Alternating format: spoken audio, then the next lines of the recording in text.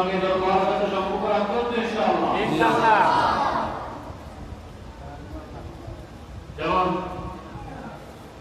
একটু আগে যে একটা কথা রয়েছে, এটা যায় যেমন আহত বলছে না বলছে, তবে আমরা জানাই দিতে চাই আমরা পন্থী বাতিল পন্থী নই। ঠিক কিনা বলেন? আমরা বাতিল নই, আমরা বাতিলের বিরুদ্ধে। ঠিক কিনা?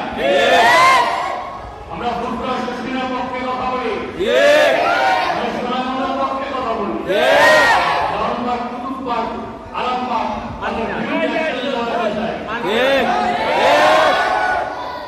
আপনারা ভুল বলছেন। কত কি বুঝেছে না আমরা বুঝতে জানি না। তবে উনি তো নতুন আসছে, নতুন না এলাকা আসছে, উনি কি বুঝেছে আমি নিজেও বুঝি নেই, খেয়াল করি নেই।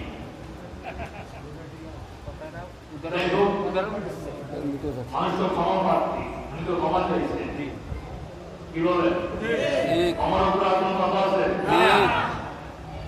আল্লাহ তাআলা আমাদের সকলকে ক্ষমা করে দেন। আরো জরুরি আমিন। শেষ বিষয় যেটা, বাড়িতে যাবেন, বাড়িতে গেলেই আমাদের কি দরবারের নিয়মটা শেষ?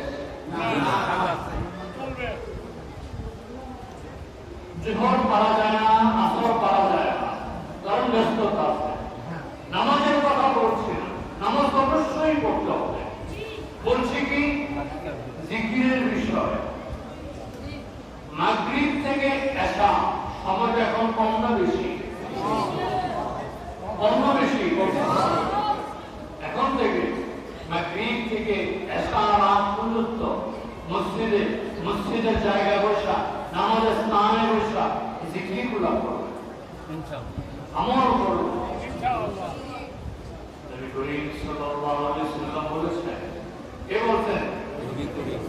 উম্মত, ও আমার উম্মত, তুমি কি জানো মাগরিবের পরে আর ফজরের পরে নামাজের জায়গা, নামাজের স্থানে বসা তুমি যদি পড়তে পারো 7 বার আল্লাহুম্মা আজিরনি মিনান নার, তুমি মাগরিবের সময় পড়বা। রাতে যখনই তুমি মারা যাও, আল্লাহ তোমারে জাহান্নামে ফেলবে না।